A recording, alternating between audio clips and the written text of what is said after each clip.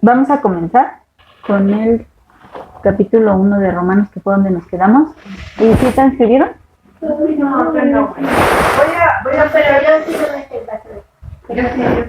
Bueno, está bien. Tienen todo un ratito más para transcribir, pero digo, empiezan, ¿no? Sí. Es que yo creo que en una libreta. Ajá, el 1. Capítulo 1 nada más. O sea que una Designar una. ¿Vale? Entonces vamos con el capítulo 1 de Romanos, nada más para que nos acordemos de lo que vimos en el tema anterior. Voy a leer las veces que las otras versiones del versículo 1, ¿sale? Dice, de Nueva Traducción Viviente, dijo: yo, Pablo, esclavo de Cristo Jesús y elegido por Dios para ser apóstol y enviado a predicar su buena noticia, escribo esta carta. Entonces ya lo vimos, Palabra de Dios para todos. Esta carta la escribo yo, Pablo, siervo de Jesucristo, quien me designó para ser apóstol. Me designó para anunciar a todos las buenas noticias de Dios. Queridos hermanos, en la traducción lenguaje actual, queridos hermanos y hermanas de la iglesia en Roma, yo soy servidor y apóstol de Jesucristo porque Dios me eligió para anunciar las buenas noticias que Él tiene para nosotros. Y bueno, entonces hoy vamos a iniciar con el versículo 2.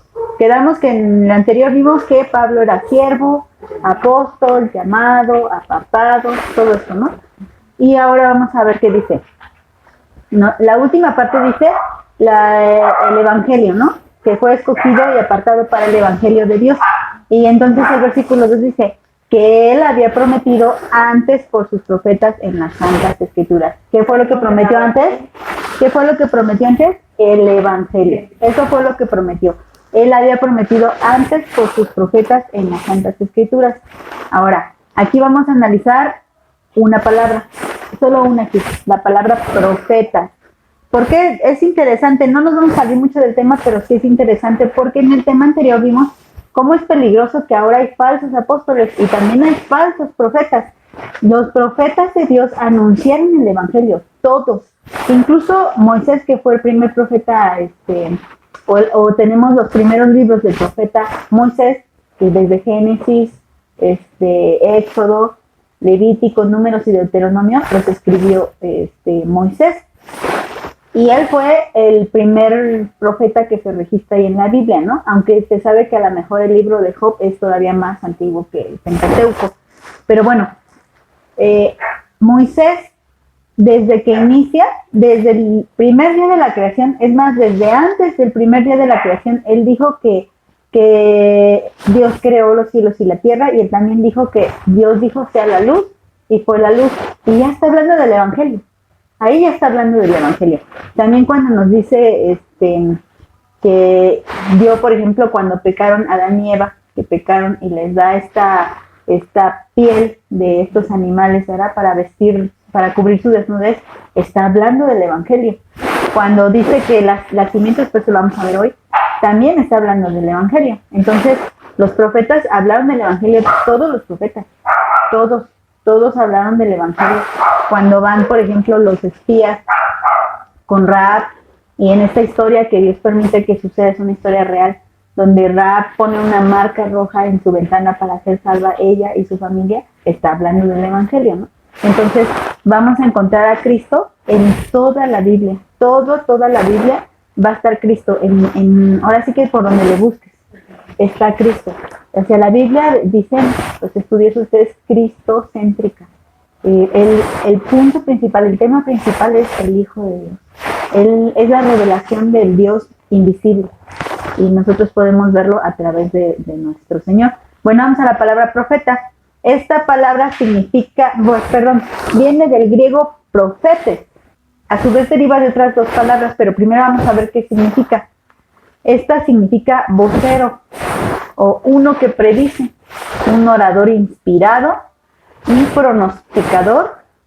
En esta palabra, recuerden que es griega, entonces cuando aparecía en los escritos griegos, la palabra profeta se estaba refiriendo a un intérprete de oráculos. Oráculos son como cosas misteriosas, pensamientos de alguien más, cosas reveladas. Vamos a ver también esta palabra oráculo en romano. Dice, aquel que declara solemnemente, esta me llamó la atención, esta definición. Un profeta es aquel que declara solemnemente a los hombres lo que ha recibido de Dios por inspiración. Pero fíjense cómo dice solemnemente, o sea, con mucho celo, con mucha dedicación, sin agregarle ni quitarle. Lo está haciendo porque ha sido inspirado por Dios. Esto nos recuerda a una cita bíblica. Bueno, les decía que esta palabra profeta deriva de dos palabras. De la palabra pro, que quiere decir antes de, pro o delante de, y la palabra femis, no es femenino, sino femis, que quiere decir mostrar o dar a conocer los pensamientos de uno. Entonces, ¿qué hacía el profeta? Antes de que sucedieran las cosas, el profeta daba a conocer los pensamientos de Dios. Él era inspirado por Dios, pero hay falsos profetas. Hay gente que cree saber el futuro, pero Dios no le ha revelado nada. Pero también recuerdan que en la definición de profeta es aquel que da a conocer los pensamientos de Dios, pero con solemnidad. Y no necesariamente tienen que ver con el futuro. En el Antiguo Testamento sí tenían que ver con el futuro, porque todos dirigían a Cristo, todos señalaban a Cristo, y Cristo se iba a manifestar en el futuro. Pero si hablamos de profecía hoy en día, sí hay profecía hoy en día, pero no tiene que ver con el futuro, sigue teniendo que ver con los pensamientos de Dios a tu vida. Cuando tú estás dando el mensaje de Dios a alguien más, lo estás profetizando. No, es que la gente entiende que profetizar es decirle, tú vas a hacer tal cosa, o tú te vas a dedicar, o a ti te va a pasar algo, como decía Sandra en el tema anterior, decía como tirándole a la adivinación. Cuando están mal adoctrinados, se cree que un profeta es como si te leyera la mano, o las cartas, o el café, ¿no? Que te leen de todo. Eso está mal pensado, entonces ellos también son profetas. No, ellos son adivinos y tienen un espíritu diabólico. El profeta no tiene una posesión, sino que tiene viviendo al Espíritu Santo como cualquier hijo de Dios.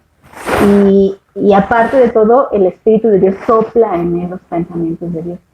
Sí, cualquiera puede ser profeta, no sé si lo estoy planteando bien, pero, o sea, no específicamente en algún grupo de personas puede haber un profeta. En cualquier lugar puede presentarse un profeta, pero no cualquiera puede ser un profeta.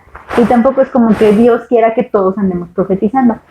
Y les digo que cuando tú vas y llevas la palabra de Dios y le estás dando, a lo mejor tú ni sabes por lo que está viviendo, pero tú llegas y el Señor te inspira y te da palabra, un versículo bíblico o lo que tú le quieras comentar en testimonio en base a la Biblia, y resulta que era lo que necesitaba escuchar justo en ese momento cuando tú se lo dijiste.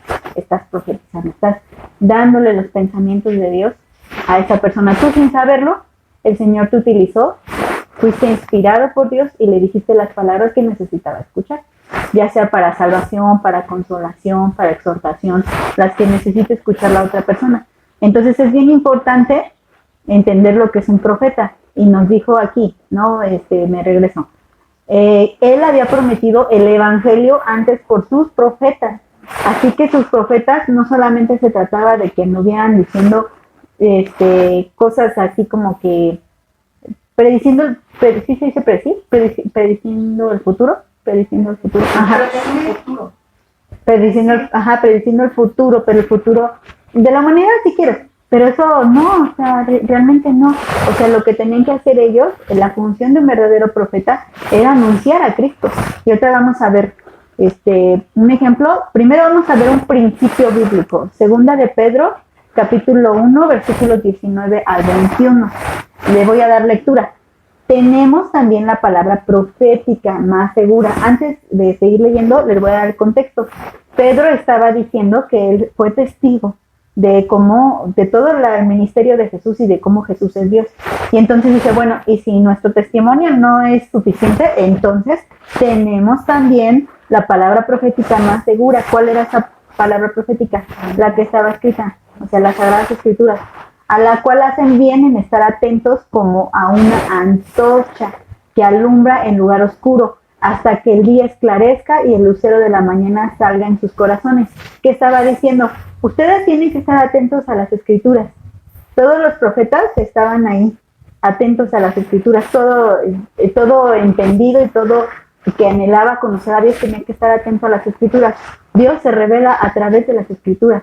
Y después dice, cuando viene Cristo, pues lo reconocían.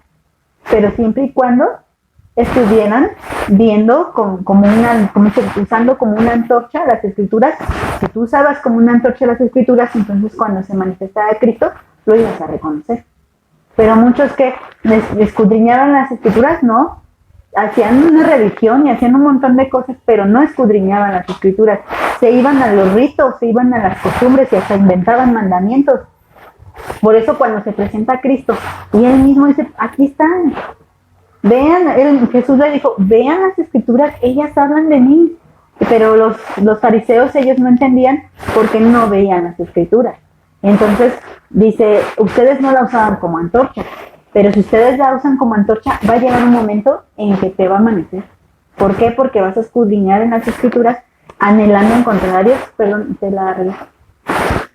Porque ellos tenían luz, ¿no? Para el pueblo, no, ellos eran, no, y aparte aquí lo que está haciendo como antorcha es la palabra profética. Aquí no habla de personas, sino habla de las sagradas escrituras. Esto es la profecía. La profecía o sea, Jeremías, Isaías, Ezequiel, Daniel, todos ellos, ¿no? Amós, Habacuc, todos ellos dejaron escrito los pensamientos de Dios, porque eso es un profeta, eso hace un profeta, ¿no? Pasa los pensamientos de Dios, ellos lo dejaron escrito. Y los fariseos y los israelitas, los judíos de ese tiempo, entendían que efectivamente las escrituras tenían gran valor.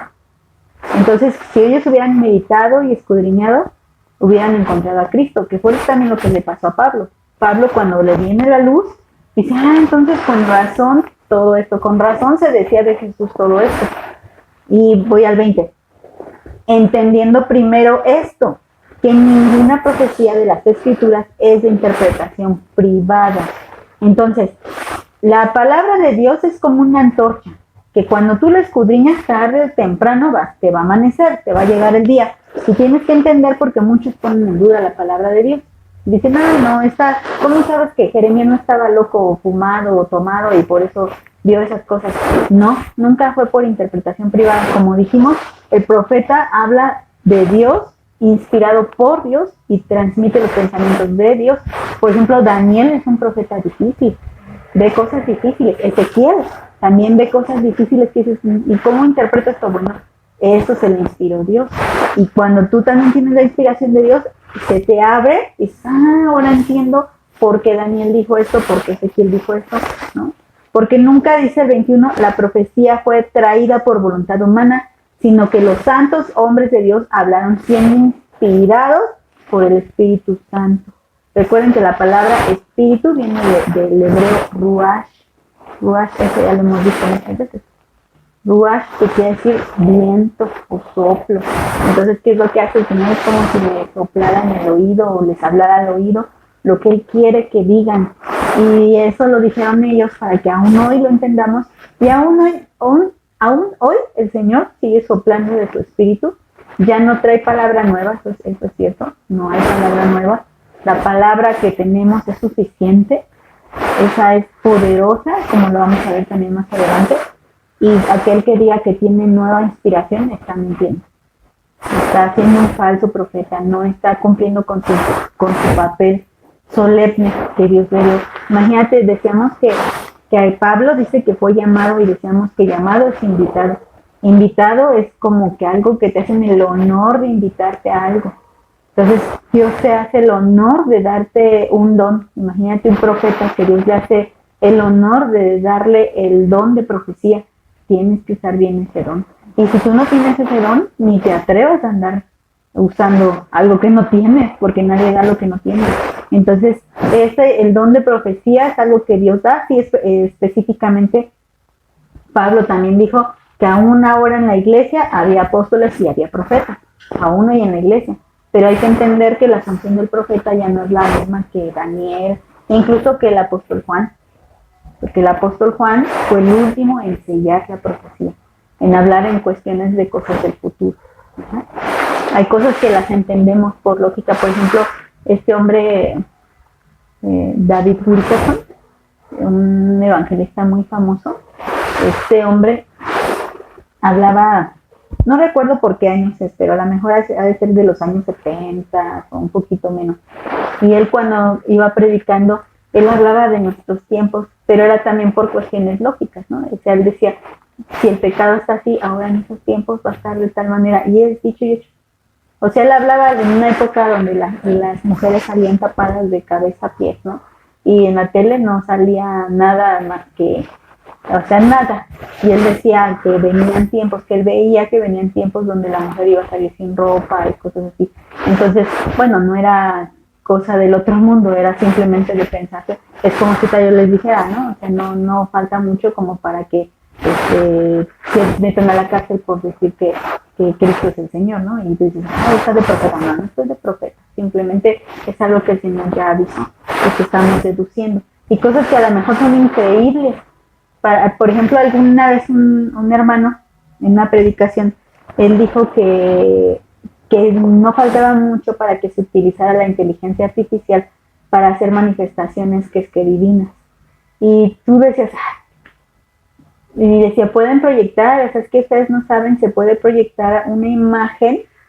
Yo me acuerdo cuando dijo eso, que se podía proyectar una imagen que pareciera real, que se moviera y que hablara, caminara y hicieran tres cosas, y decía, se puede hacer por medio de la inteligencia artificial. Y tú decías, sí, las máquinas, la computadora, siempre a ver. Y hace no mucho vi un video de un mono así moviéndose y me acordé del hermano, dije, órale, me acordé de él porque él dijo, no, a lo mejor he entendido no tanto en la palabra, sino a lo mejor en tecnología, y por eso alcanzaba a ver, no falta mucho para que esto pase.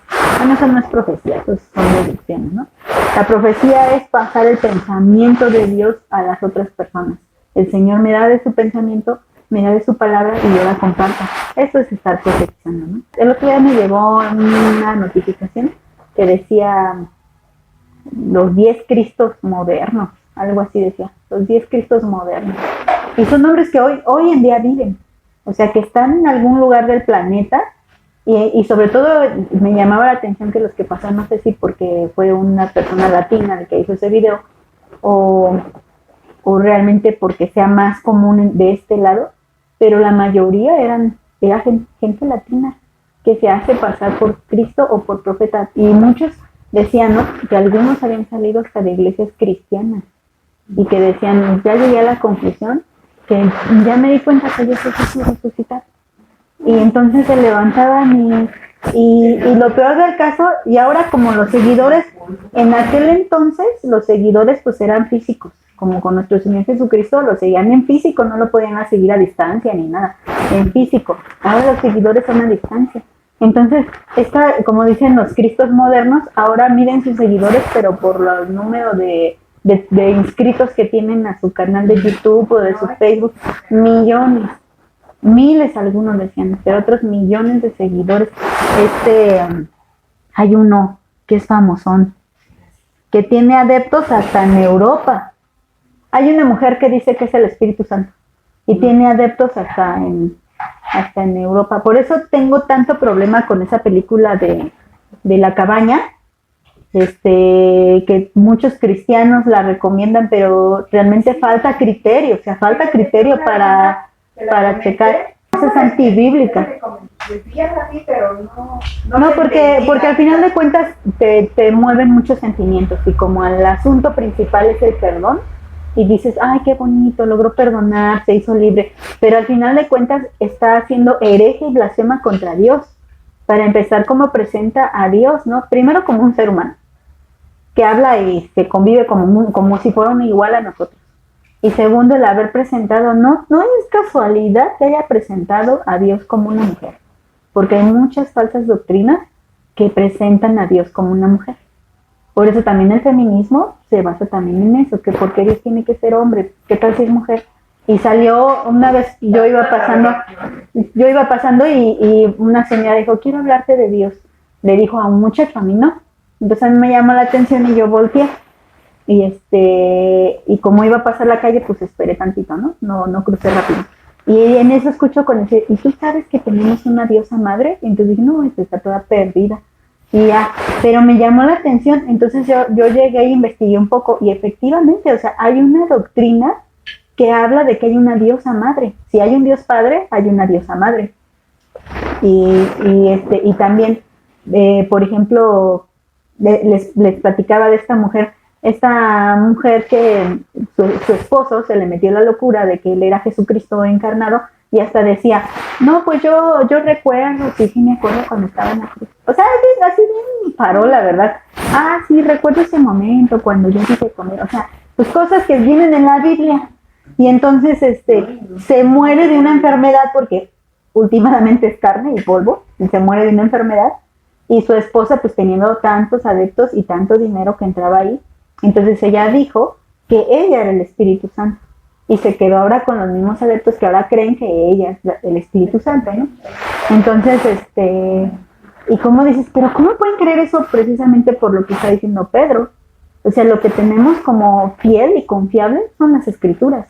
Pero si tú no crees en lo que es fiel y confiable y empiezas a creer en otras cosas, pues entonces ya te va a salir cualquier churro de idea, ¿no?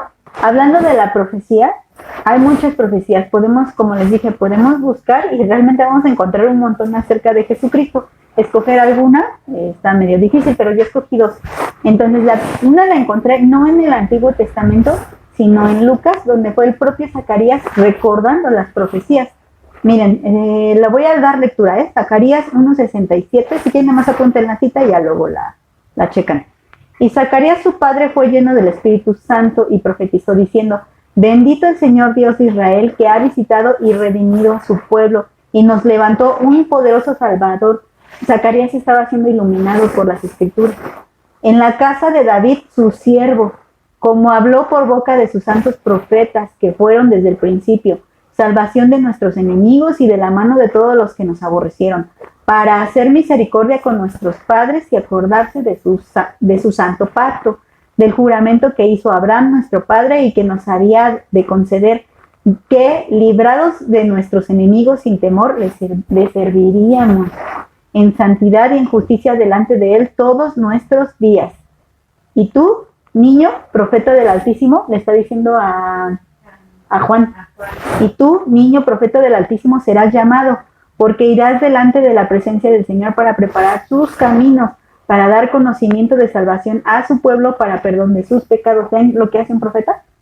Estaba preparando el camino y hablando del evangelio, del perdón de los pecados, por la entrañable misericordia de nuestro Dios, con que nos visitó desde lo alto la aurora, para dar luz a los que habitan en tinieblas y en sombra de muerte, para encaminar nuestros pies por camino de paz.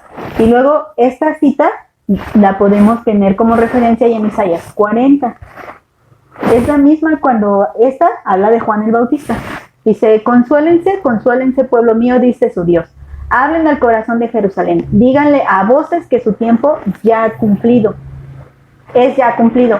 Que su pecado es perdonado. Que doble ha recibido de la mano de Jehová por todos sus pecados. Vos que clama en el desierto, prepara el camino del Señor.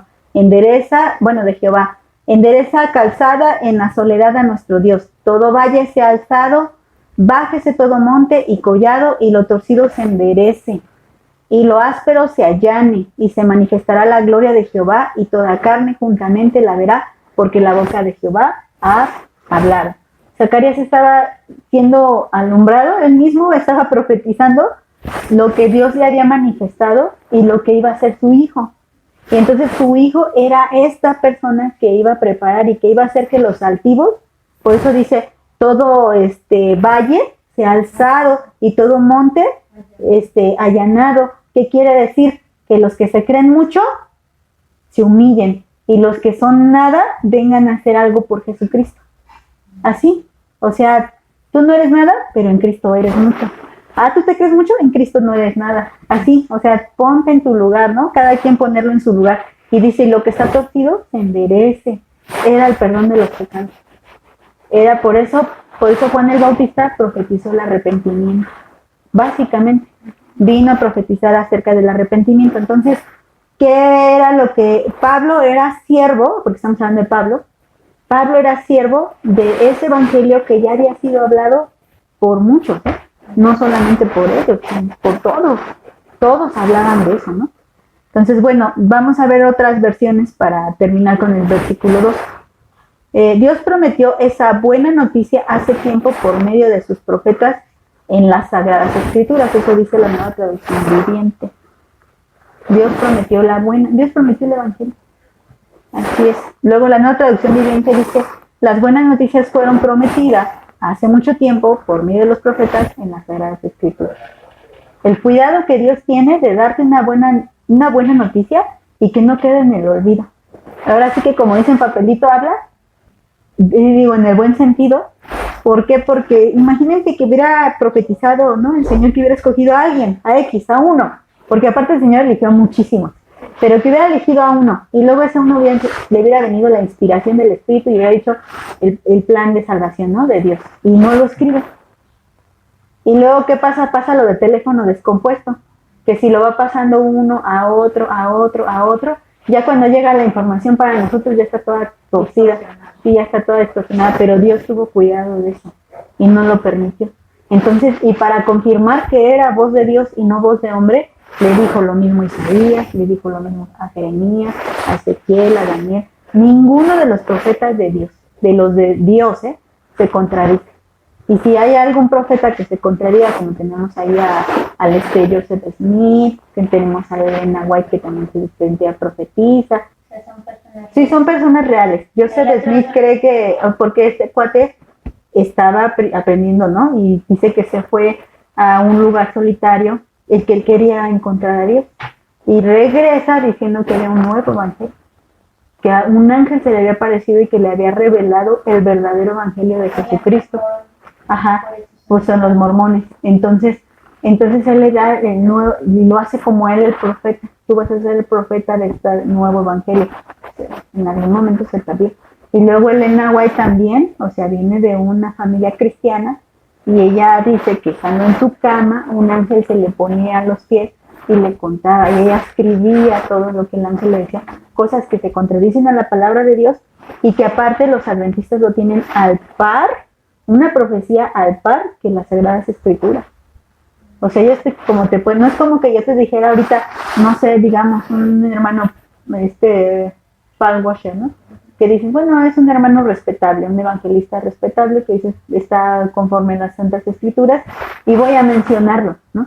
Voy a mencionar, hasta como lo hizo también Sandy, ¿no? Voy a tomar un estudio que preparó el hermano, pero es como si yo dijera, estas tienen el mismo valor que la palabra de Dios. No, una cosa es consultar, mira, dijéramos, ¿no? Que Elena fuera una buena sierva de Dios. Acuérdense de lo que dijo Elena, y ya, simplemente una referencia y ya, pero no, o sea, ella dijo que sus escritos tenían el mismo valor que la palabra de Dios. Que por eso dice que la sabiduría de este mundo es animal, terrenal y diabólica. Si tú basas tu conocimiento en Cristo, en lo que es animal, terrenal y diabólico, vas a terminar mal. Pero si basas tu sabiduría en lo divino, en la sabiduría que viene de lo alto, vas a tener a Cristo revelado.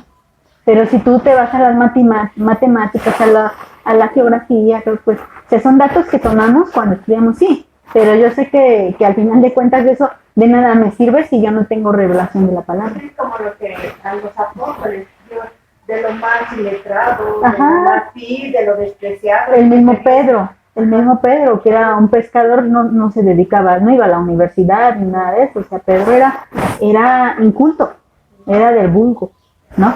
Bueno, vamos a continuar. Versículo 3.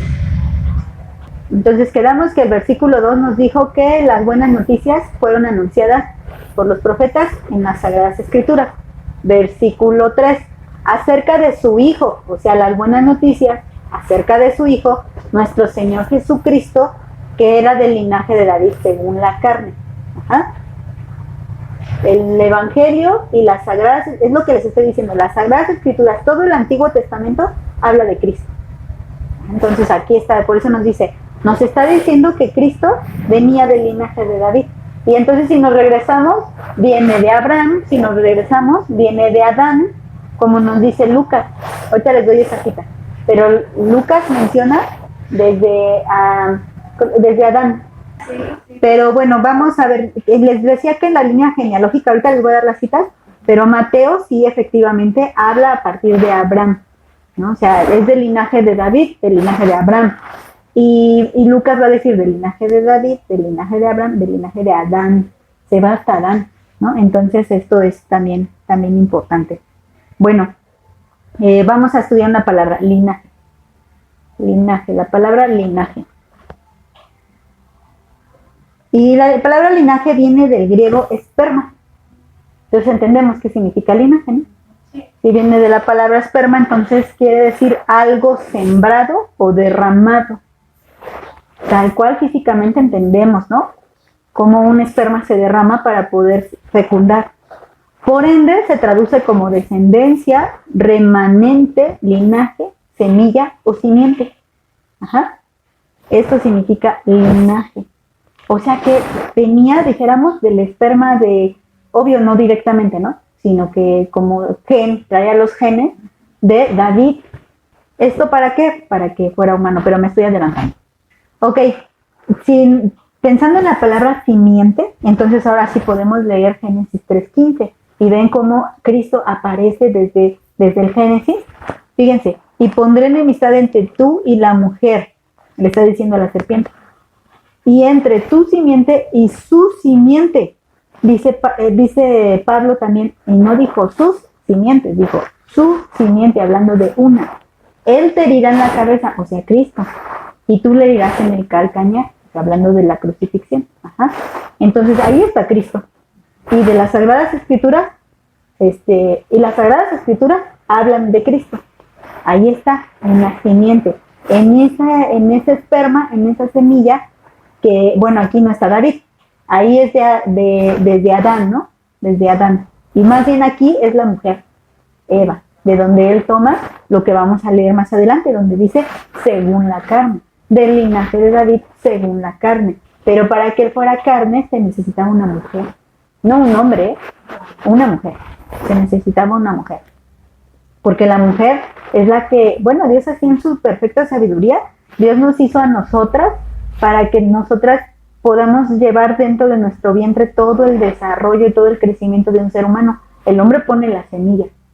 Un nacimiento normal se necesita de un esperma y de un óvulo. Y él pone la semilla y nosotras tenemos como una incubadora donde va desarrollándose, y si saliera así, se muere inmediatamente. Si sale antes de los meses, en el 12º, 13º, no estoy diciendo mal. En el segundo, tercero, sí lo estoy diciendo mal, en el segundo dije 12º, ya para ni que fuéramos elefantes, ¿no? En el segundo, tercero, cuarto, o sea, si tú sacas un bebé incluso hasta el 6º mes, a lo mejor ya el 6º mes ya es muy milagroso que se logre. A lo mejor el 7º ya es más normal, 8º, 9º, pero aún así le hace falta, ¿no? Tiene que estar 9 meses ahí. Se necesita a una mujer para que esto se cumpla, no se puede hacer de otra forma, ¿no? Bueno, hoy en día la ciencia, no sé si sea real o no estoy enterada de eso, si ya se pueden hacer los bebés in vitro. Y creo que si se hacen, mueren muy rápidamente, no tienen lo suficiente para sobrevivir. Se puede hacer que se fecunde a una mujer sin el acto sexual, eso sí sé, y hay ya generaciones, incluso les digo que estaba viendo un documental donde hay una chica, se me quedó grabado porque la chica tiene mi edad, bueno, ya no es tan chica, ¿no? Ya es una señora. Entonces, bueno, pero cuando la estaban entrevistando estaba joven, y ella le daba gracias a su creador, y ese creador era el que puso el esperma de su padre en el vientre de su madre, y ella nació así, pues sin un acto sexual, pero al fin y al cabo se necesitó el vientre de esa mamá. O sea, se necesitó a lo que Dios hizo. Sí, aunque lo pervirtieron, ¿no? Y hoy en día sé que sean así, por ejemplo, una oveja muy famosa, ¿no? Que la clonaron y que nació sin necesidad de algún apareamiento, pero murió porque no tenía las condiciones para sobrevivir. Lo que yo sé es eso, no sé si haya más modernidad, pero lo que yo sé es eso. Pero el Señor hizo esto, o sea, el Señor creó a la mujer para hacer la incubadora y se necesita del hombre, de la semilla. El hombre solamente tiene que poner su semilla para que suceda el proceso. No es al revés, el hombre no es la incubadora. Entonces, ¿por qué les estoy diciendo eso? Por eso la profecía fue para Eva, porque Eva es la que iba a dar la carnalidad a Jesucristo, no a Adán. Aunque claro que veníamos, o sea, también lo llama el primer Adán y el posterior Adán, sí, Sí, porque todos vienen del... O sea, Adán también puso su semilla y de ahí salió el linaje de Cristo. Pero se necesita una mujer y por eso llegamos a María. A María y no a José. José pues fue el papá adoptivo, dicen, ¿no? Pero José tiene también. Ah, sí, ahorita se los voy a decir. Aquí viene precisamente. Dice que era del linaje de David. Ajá. Al decir del linaje de David, necesariamente tenemos que consultar lo que sería Mateo. Primero vamos a leer la promesa. Segunda de Samuel, capítulo 7. Esa es la promesa, pero ahorita les doy ya la referencia. Dice capítulo 7, versículo 12. Y cuando tus días sean cumplidos y duermas con tus padres, yo levantaré después de ti a uno de tu linaje. Ya sabemos que quiere decir semilla, ¿no? A uno que tenga tu semilla, el cual procederá de tus entrañas y afirmaré su reino. Esto de afirmaré su reino, fíjense, dice, él edificará casa a mi nombre, lo que le dijo el Señor Jesús a la gente. En 3 días yo levanto el templo. Dice, él edificará casa a mi nombre y yo afirmaré para siempre el trono de su reino. Y los siguientes versículos ya se refiere a Salomón, pero aquí se está refiriendo a Jesucristo. Porque en el siguiente dice, y si se equivoca yo lo castigo. Eso no fue en cuanto a Jesús, pero ciertamente sobre él cayó nuestro castigo. Entonces no fue por error de nuestro Señor Jesús, pero sí cayó el castigo sobre él. Entonces, pero esta profecía es sobre nuestro Señor Jesucristo. ¿Por qué? Porque dice que está firmando un reino eterno. Nadie puede tener un reino eterno. Tendrían que ser inmortales. Y el único inmortal es Cristo. Entonces aquí está hablando de Cristo. El Señor le revela a David, vean otra vez, otra profecía, le revela a David lo que iba a suceder muchísimos años después, que de él, Dios lo había escogido a él. Imagínense, a David, él nunca se imaginó que cuando Dios lo llamó, de ahí de pastorcillo, que ni su papá lo pelaba, ¿no? Cuando lo llamó para ser rey, Dios ya estaba contemplando a Cristo en él. Es más, antes de que él naciera, Dios ya estaba contemplando a Cristo en él. Entonces, qué maravilloso. Dios al hacer de lo que no es Pablo, David, un pastorcillo cualquiera, ¿no? Que Dios levantó grandemente. Ahora sí, la genealogía viene en Mateo 1, Mateo 1 del 1 al 16, el linaje de Cristo. Ahora, pero Mateo, me puse aquí mi acordeón porque no se me puede olvidar. Mateo se refiere a José.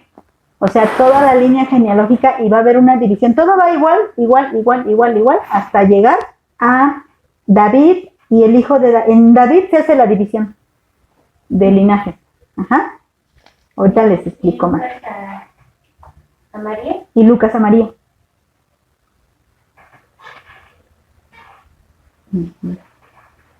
Dejen, encuentro a David, que ya lo perdí. Ajá. La genealogía de Mateo se sigue por Salomón. Y de ahí de Salomón llega José, que es el esposo de María. La genealogía de Lucas se divide en David otra vez y escoge a otro de sus hijos, que es Natán. Natán, uno de sus hijos de David se llamaba Natán. Y ese Natán obviamente ya son otros nombres diferentes, ya no vamos a encontrar los mismos que en Mateo, porque Mateo se fue a la familia de Salomón. Y Lucas se va a la familia de Natán y de Natán llega María. Pero necesariamente le pone como esposo y su esposo José de María, ¿no?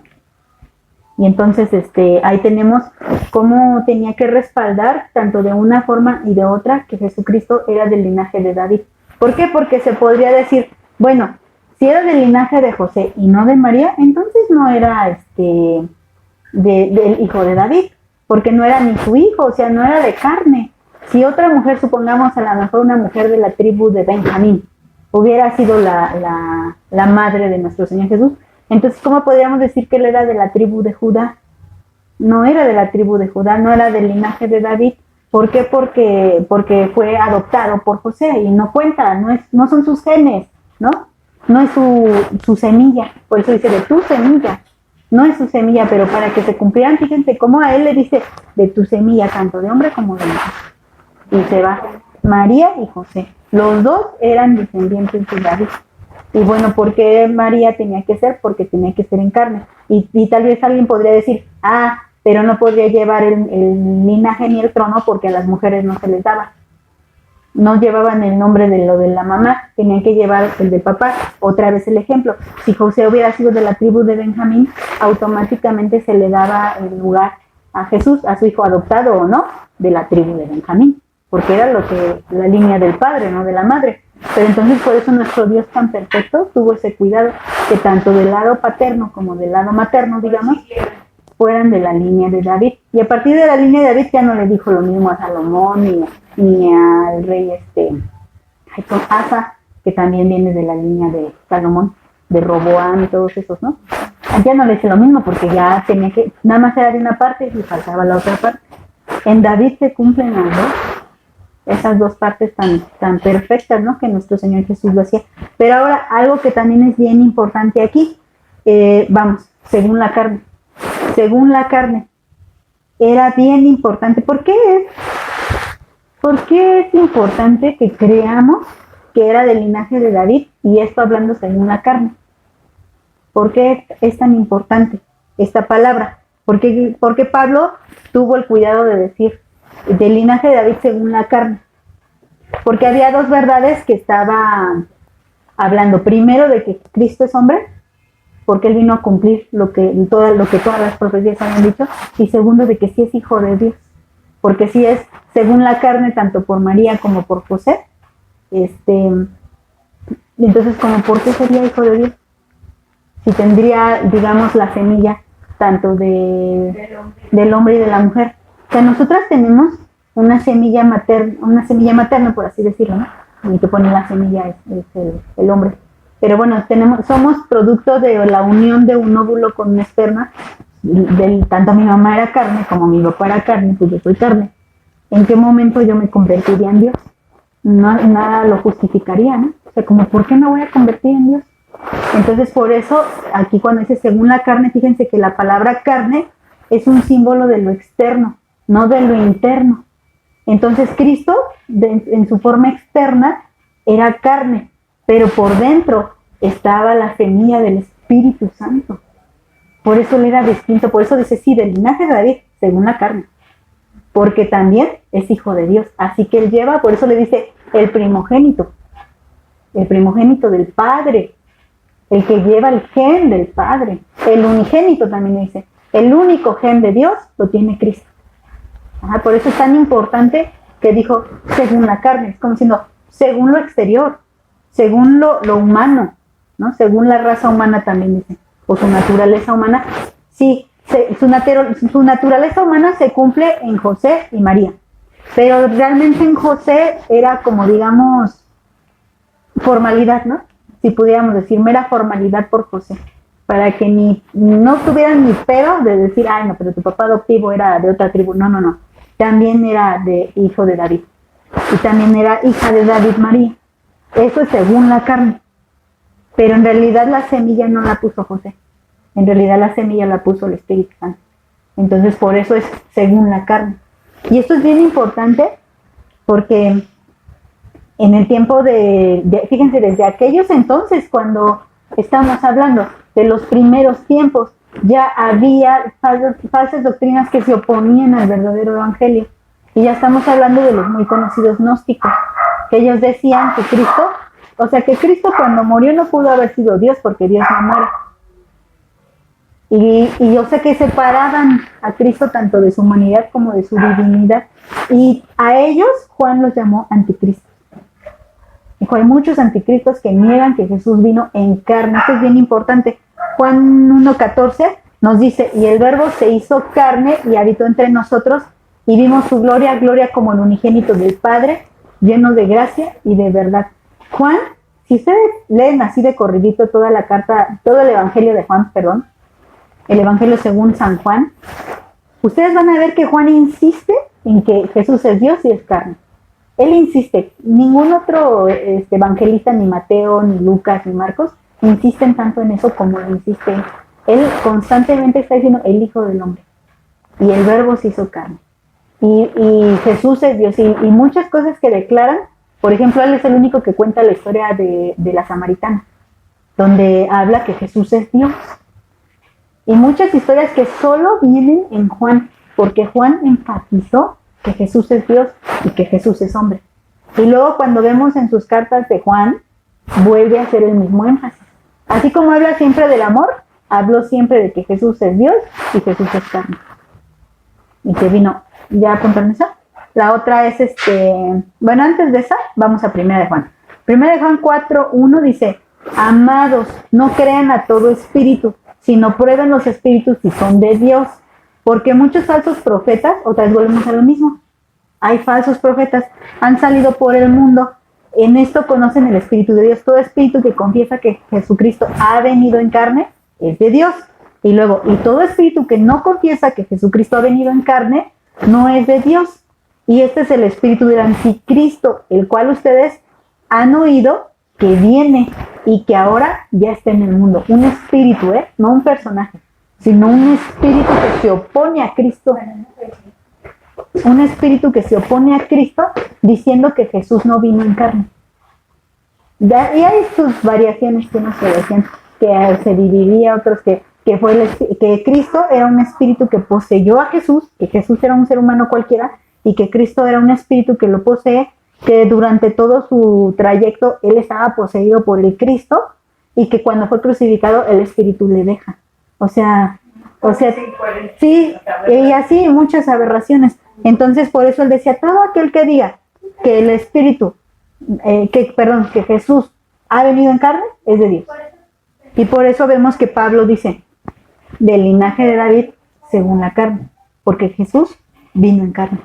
Y vino cumpliendo, como ya se los dije, por María y por José, es de David. Y lo cumplió. Porque las profecías decían que el hijo de David era el Mesías.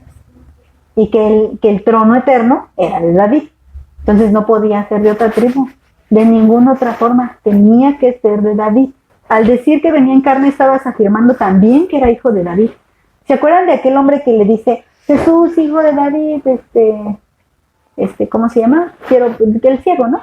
Ten piedad de mí, ¿no? Ten piedad de mí, ten misericordia de mí. Porque ya estaba ciego. Pero ¿qué estaba diciendo?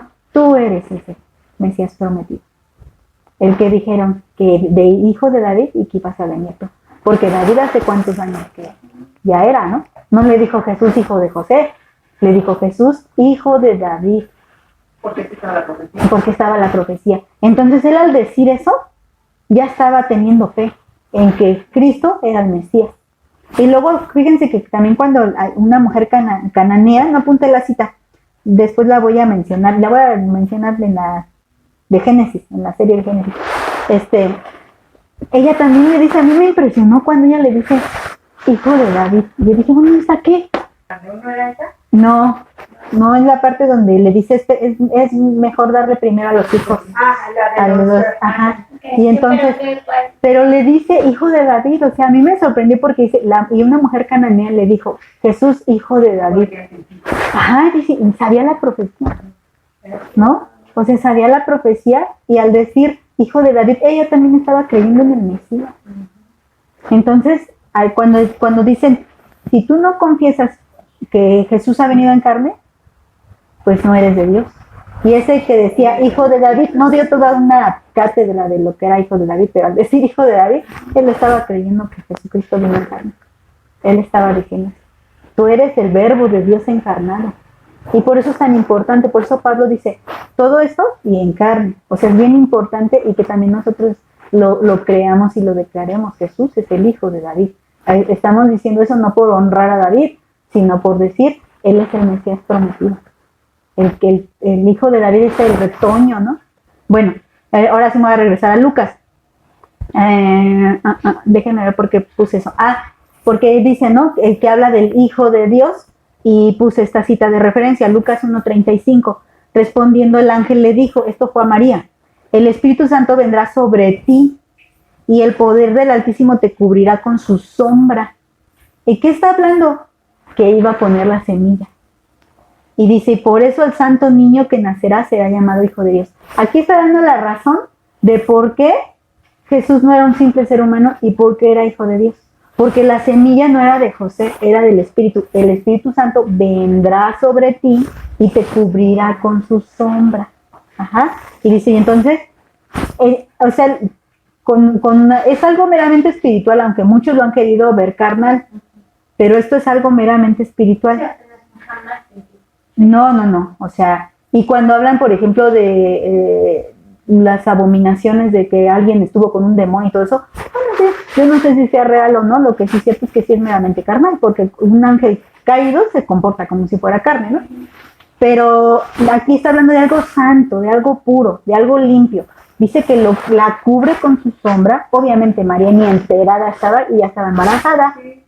Le dice, entonces cuando llega le está avisando el Señor, pues te aviso que ya estás embarazada y que el Espíritu Santo te cubrió con su sombra y que el santo ser que ya tienes, o sea, al momento que ya estaba hablando con ella, ya lo estaba depositando, que ya está dentro de ti, será llamado Hijo de Dios. ¿Por qué? Porque no nació de una relación sexual carnal humana.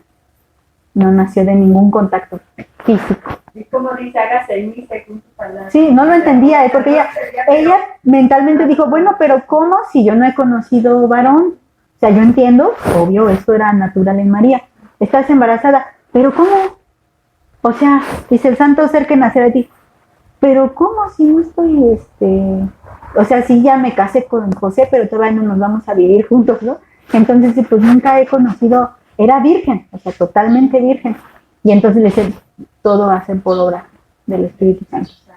No. Entonces cuando ella dice, seguramente ni entendió, porque todo esto pues fue rápido como se lo platicó el Señor, pero ella dijo, hágase como el Señor, aquí está su sierva, ¿no? Y ahí tú también se contradice, no, y se contradice todo lo que los católicos ahora creen, ¿no? Que ella es la madre de Dios, no es la madre de Dios.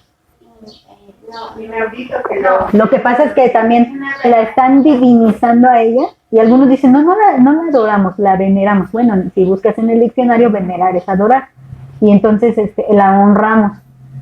Bueno, sí, honrar es respetar, pero honrar en cuanto a qué, ¿no? O sea, le damos la honra a Dios como a Dios. Le damos la honra a nuestros padres como a nuestros padres que son. La honra a las autoridades como las autoridades que son. La honra a María en cuanto a qué. En cuanto es sí, o sea, sí tiene, bueno, Dios la honró, Dios la exaltó, Dios le hizo eso a ella como lo hace con cualquier hijo de Dios. Pero bueno, sí, y aquí está su sierva. Y luego también ella dice que ha mirado la bajeza. O sea, ella también era polvo y Dios miró ese polvo para hacer algo. Ahora, si María fuera excelsa, entonces ¿dónde quedaba que Jesús naciera como un simple ser humano? Si nacía de una super mujer, ¿no? No, o sea, tenía que nacer de una mujer. Volvemos a lo mismo, o sea, bueno, en este caso no podría nacer de Rahab ni de Tamar porque ellas tenían una vida alegre y se necesitaba una mujer joven, una doncella, una mujer virgen, una doncella que fuera pura. En ese sentido, físicamente hablando, María era pura, pero no podríamos decir que ella era sin pecado. O sea, físicamente hablando, nunca la había tomado un varón, eso es cierto, pero espiritualmente hablando, seguro que tenía pecado. La Biblia no nos dice cuál, pero a lo mejor mintió, a lo mejor no sé, dudó, a lo mejor y se arrepintió y eso no le quita que fuera sierva de Dios, como lo vimos en la historia de Noé. O sea, Noé andaba en comunión con Dios y eso no le quita que se emborrachó y que pecó y que seguramente volvió a la comunión con Dios, ¿no? Y que le pesó haber pecado, ¿no? Entonces lo mismo pasa con María, seguramente cometió un pecado, no la Biblia no lo menciona, pero eso al decir que ella era virgen se está refiriendo meramente a lo carnal, no a lo espiritual, que fuera virgen en pensamiento, no.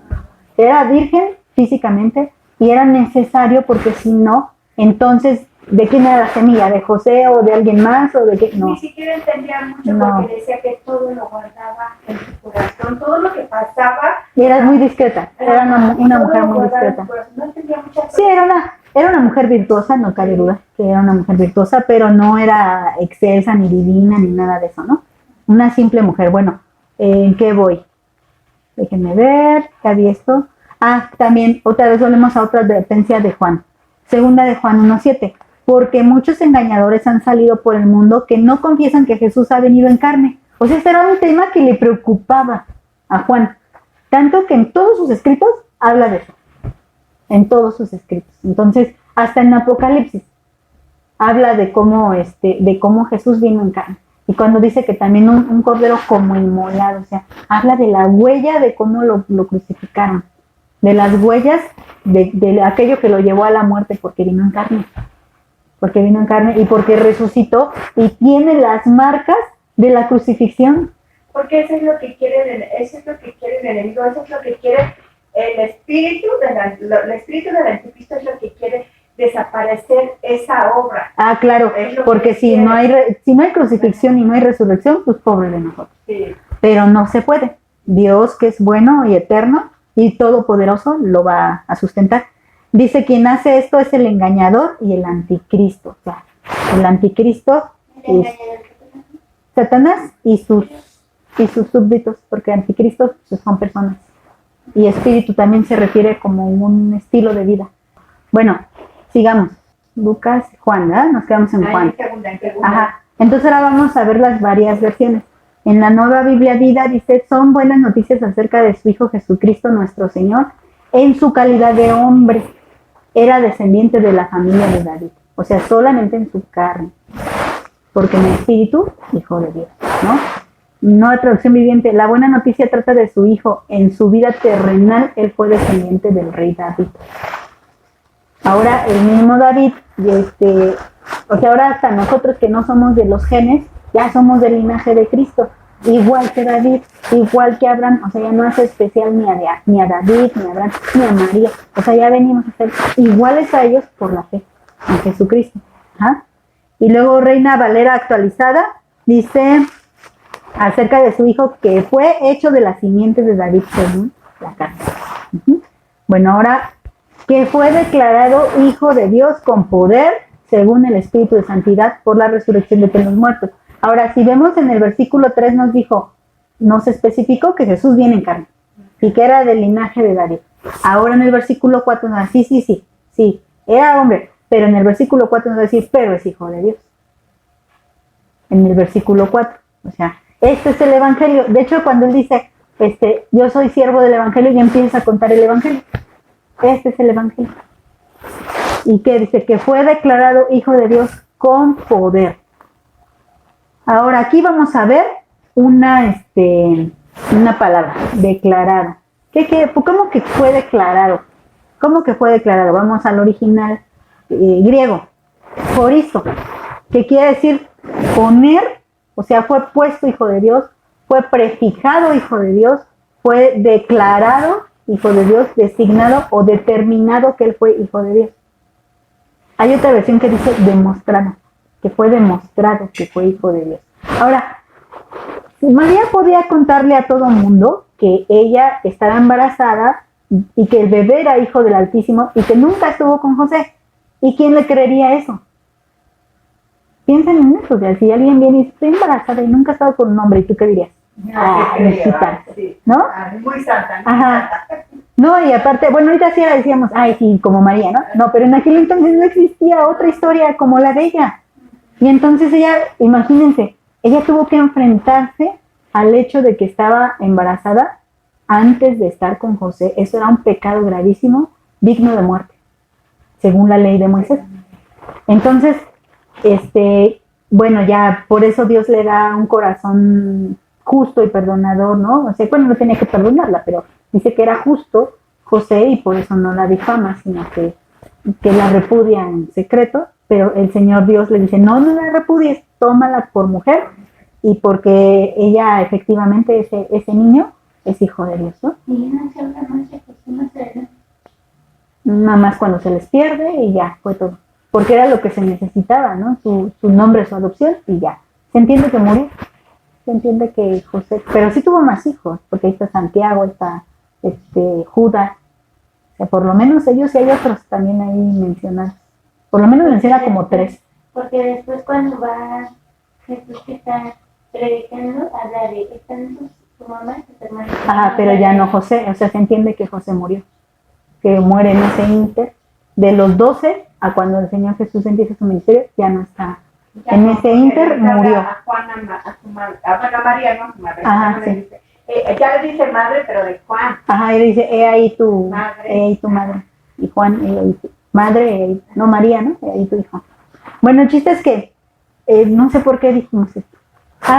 Entonces imagínense quién le iba a creer a ella. Bueno, en todo ese lapso no le creyeron, la verdad. Había mucha gente que no le creía. Ay, sí, ¿cómo no? ¿No? Que nació. Te adelantaste con el José, ¿no? Y entonces cuando Jesús está predicando en una ocasión, uno de los fariseos le dicen, ay, al menos nosotros no somos producto de una fornicación. En dando a entender, o sea, era público lo que había pasado con María. Se sabía que había quedado embarazada antes de desposarse con José. O sea, era público y entonces por eso cuando le dicen, no, pues al menos nosotros no somos hijos de fornicación y lo desprestigiaban, ¿no? Así como, ¿qué no puedes enseñar? Bueno, pensemos que toda la vida de nuestro Señor Jesucristo, su vida terrenal, la gente pensaba mal de él. Y mal de María, y de José también pensaban mal, ay, los que según no hicieron nada y el bebé, ¿no? Nació. Bueno, eso fue lo que el Señor determinó un tiempo para poner la prueba de que María decía la verdad. ¿Y cuándo fue ese momento cuando se determinó que María decía la verdad? ¿Hasta cuándo fue? Cuando resucita. Entonces dicen, verdaderamente este era el Hijo de Dios. Porque si hubiera sido hijo de José, ¿cómo por qué? Si nadie había resucitado. El único que había resucitado era Lázaro, pero no era raro porque acuérdense que el mismo Elías había resucitado. Pero también cuando Cristo empieza a hacer milagros. Pero aún así. Decían que no, esto no podía haber sido Dios. Sí, pero aún así decía, por ejemplo, Nicodemo decía, creo que vienes de parte de Dios. O sea, aún así podría tratarse de un profeta poderoso. Otros profetas lo hacían. O sea, no era el único. Bueno, porque entonces después los apóstoles, Dios les permite hacer milagros. Que con la sombra, que con el paño, que poniéndole las manos, echaban fuera demonios. O sea, Jesús no era el único en hacer milagros. Nuestro Señor Jesús nos prometió que aún cosas mayores que Él haríamos. Pero hay algo que no nos ha dado todavía. Fíjate si hasta el ciego de nacimiento, el ciego de nacimiento le dice a los judíos, a los fariseos, les dice, este es un pecador, y les dicen, este es un pecador, ¿y cómo es que te abrió los ojos? Ese pecador no lo sé, pero yo ya veo. Pero aún él mismo dice, pecador o no, yo no lo sé, yo sí ya veo. Yo no veía y ahora veo. Bueno, pero entonces cuando viene que dice, fue declarado Hijo de Dios con poder, dice, pero según el Espíritu Santo por la resurrección de entre los muertos. La única forma en la que él fuera determinado que era Hijo de Dios era el resucitar, porque les repito, fíjense qué glorioso esto que les voy a decir. Pero ninguno de nosotras o nosotros, hablando como el pueblo de Dios, podemos hacer muchas cosas. A lo mejor hasta si Dios quisiera, orar por alguien para que sane o echar fuera demonios, no sé, algo así milagroso, ¿no? Orar para que llegue el dinero y llegue de repente, ¿no? Cosas así, ¿no? Y con el poder de Dios podemos hacer eso. Si el Señor así lo determina, ¿no? No digo así locamente, sino conforme a la voluntad de Dios. Pero algo que no podemos hacer es levantarnos de entre los muertos. No, para eso necesitamos a Dios que nos levantará de entre los muertos. Cuando nuestro Señor Dios murió y luego resucitó, eso no se había dado nunca. Con poder el Señor lo levantó, pero es el que se levanta de entre los muertos. Sabemos que fue por el poder del Espíritu Santo, pero bueno, la gente vio a Cristo que murió y a los 3 días resucitó. Y otra vez lo vieron y dicen que fueron más de 500 testigos los que lo vieron, o sea, no nomás los 12, no, y se le apareció a más de 500 personas, dice. Bueno, muchos testigos, imagínate 500 ahí diciendo que Cristo había resucitado y que lo habían visto. Se multiplicó todo eso. Entonces, les digo algo bien hermoso y maravilloso en nuestro Dios, que la única forma de que se testifique, nosotros sabemos que somos hijos de Dios porque el Espíritu nos lo dice, pero ¿cómo se va a comprobar si eres o no hija de Dios? De la misma manera. Cuando escuches la voz y resucite. Cuando resucite. En la primera resurrección. Si te toca ser parte de la primera resurrección, ¿qué está testificando el Espíritu? Este es mi hija. Ya lo somos, ¿no? El Jesús ya era hijo de Dios, pero el Espíritu estaba testificando delante de todos, este es mi hijo, y lo resucitó con poder. Y nosotras lo Y lo mismo. mismo que va a hacer el Espíritu Santo. Ahora Sí, o sea, con nosotras. Ahí, y si alguien no resucita, pues no, ¿cómo puede decir que era hija de Dios o hijo de Dios? es tremendo. Sí, y maravilloso aparte, ¿no? Porque ¿de qué te cansas de demostrarle a todo el mundo que eres una hija de Dios? No, cuando venga la resurrección ahí van a ver si somos o no somos hijas de Dios, ¿no? Pero qué hermoso y qué bonita promesa, ¿no? Y bueno, ya se me acabó el tiempo. Bueno, a ver si termino, ¿no? Termino el 4 nada más. Fue declarado que es hijo de Dios con poder, y esta palabra ya la conocen, la palabra dunamis, de donde viene dinamita, que significa fuerza, poder milagroso, eficacia, o sea, cuando es eficaz algo es que está bien hecho y como debe de hacerse, impetuoso, maravilloso, capacidad, o sea, le dio la capacidad de resucitar, poder, potencia, potestad.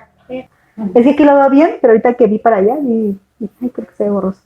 Entonces, fíjense, dice que fue declarado hijo de Dios con el poder, pero un poder milagroso, maravilloso. Lo que pasó es que lo que pasó, como les digo, jamás había pasado. Y no ha vuelto a pasar. ¿No? Bueno, murió y resucitó a Lázaro, pero volvió a morir. Pero volvió a morir. A todos los que resucitó. Pero, ajá, exacto. Y Pero ahora nosotros estamos en espera de esa resurrección para siempre. Para siempre. Ajá. Y ahí es donde, como les vuelvo a repetir, se va a demostrar si realmente somos hijas de Dios.